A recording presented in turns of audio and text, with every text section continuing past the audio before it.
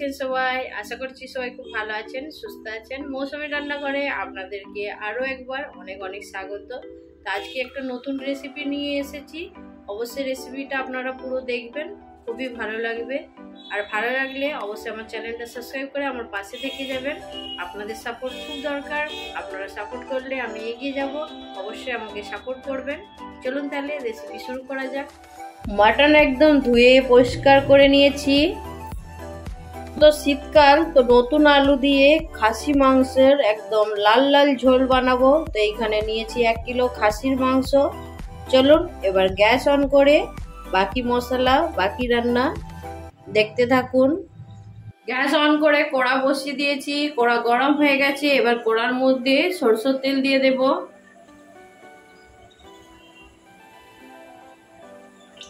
পরিমাণ মতন তেল দিয়ে দিলাম। গরম হয়ে গেছে। তেলের মধ্যে অল্প পরিমাণ হলুদ দেব, নুন দিয়ে দেব অল্প পরিমাণ। এবার আগে আলুগুলো ভেজে নেব।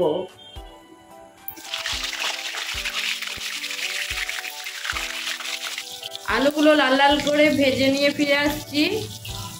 আলুগুলো ভাজা হয়ে গেছে লাল করে, এবার তুলে নেব। এবার তেলের মধ্যে দিয়ে দেব খুব সামান্য একটু চিনি, যাতে করে কালারটা খুব সুন্দর আসে। চিনি গরম হয়ে গেছে। এবার এইখানে ফোড়নের জন্য আমি নিয়েছি তেজপাতা, শুকনো লঙ্কা, লবঙ্গ, ডালচিনি আর এলাচ। এগুলো দিয়ে দেব তেলের মধ্যে। অবশ্যই এলাচটা কিন্তু ফাটিয়ে দেবেন, নাহলে তেলের মধ্যে খুব ফেটে যায়। দিয়ে দেব পেঁয়াজ কুচি। আমি এখানে 300 গ্রাম পেঁয়াজ নিয়েছি। পেঁয়াজটা লাল করে ভেজে নেব আগে।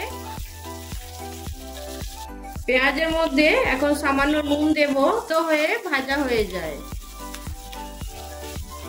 পেঁয়াজ খুব সুন্দর ভাজা হয়ে গেছে। এবার দিয়ে দেব রসুন বাটা। এখানে আমি 30 গ্রাম রসুন নিয়েছি। আদা রসুনের পরিমাণটা সেম রাখবো। আদাও আমি 30 গ্রাম নেব। রসুনটা আগে ভাজা হয়ে যাক একটু।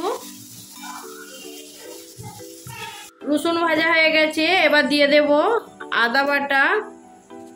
চলুন আদাটা একটু ভালো করে ভেজে নিই। আদা রসুন ভালো করে ভেজে নিয়েছি। এবার দিয়ে দেব পরিমাণ মতো হলুদ গুঁড়ো, দিয়ে দেব লঙ্কার গুঁড়ো,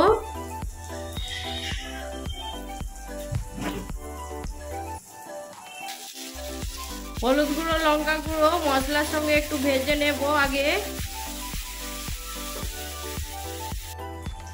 মশলাটা খুব ভালো করে হয়ে গেছে। এবার টমেটো কুচি দিয়ে দেব। এখানে আমি 2টো মিডিয়াম সাইজের টমেটো নিয়েছিলাম। আরও একটু ভালো করে কষিয়ে নিয়ে ফিরে আসছি। সামান্য পরিমাণে জল দেব। এবার মশলাটা খুব ভালো করে কষিয়ে নিয়ে মাংসটা দিয়ে দেব। এটা খুব সুন্দর করে কষানো হয়ে গেছে। এবার মাটনটা দিয়ে দেব।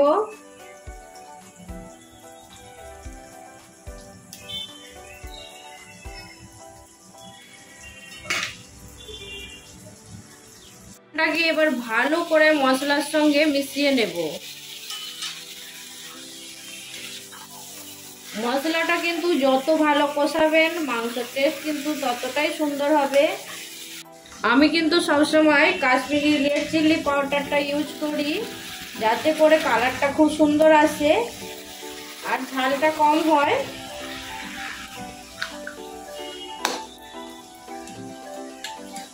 এবার মাংসটা একটু ঢাকা দিয়ে রেখে দেব। এবার দিয়ে দেব মাংসের মধ্যে পরিমাণ মতো নুন। আগে দিয়ে রেখেছিলাম, এখন একদম পরিমাণ মতো দিয়ে দিলাম।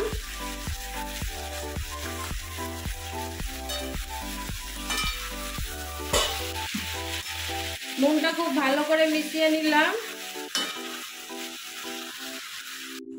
মাটনটা আমি কিন্তু কুকারের মধ্যে দেব না, কড়ার মধ্যেই মাটনটা সেদ্ধ করব। তো গ্যাসের ফ্লেমটা এখন লো করে দিয়ে একটা ঢাকা দিয়ে সেদ্ধ হওয়ার জন্য রেখে দেব। বীজখানে একবার করে নাড়া দিতে হবে।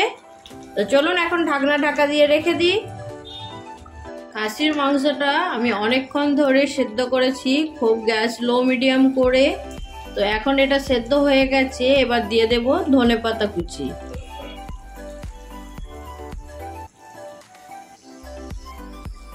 এবার ধনেপাতাটা মটনের সঙ্গে খুব ভালো করে মিশিয়ে দেব।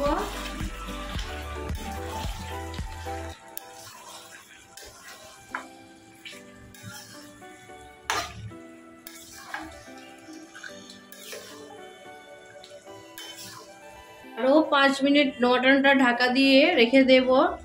5 মিনিট পরে ফিরে আসছি। এবার মটনের মধ্যে ভেজে রাখা আলু দিয়ে দেব। এবার দিয়ে দেব জল। আমি আগে থেকেই জলটা গরম করে রেখেছিলাম, সেই গরম জল দিয়ে দেব।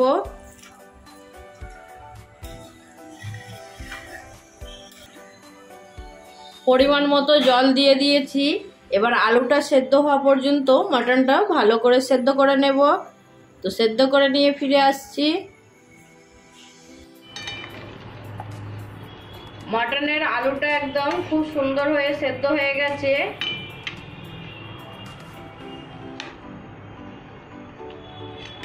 একদম নরম হয়ে গেছে আলু।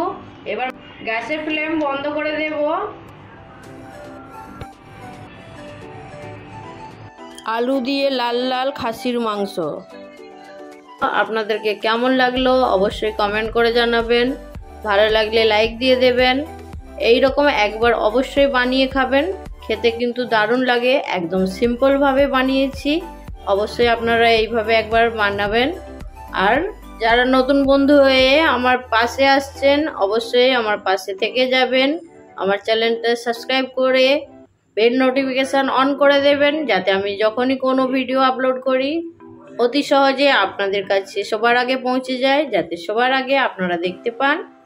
তো এইরকম নতুন নতুন রেসিপি নিয়ে খুব তাড়াতাড়ি আবার একটা নতুন ভিডিওর সঙ্গে দেখা হবে। সবাই ভালো থাকবেন, সুস্থ থাকবেন, বাই।